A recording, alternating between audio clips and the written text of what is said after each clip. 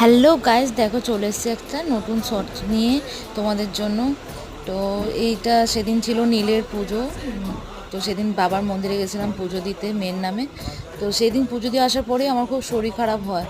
তো সেদিন থেকে এখনও খুব শরীর খারাপ, তো সেই জন্যে আমি ভিডিওটা দিতে পারিনি এডিট করে। তো এখন একটু ঠিক আছি মনে হচ্ছে, তাই এডিট করে দিচ্ছি। দেখো বাবার মাথায় সবাই জল ঢালছে।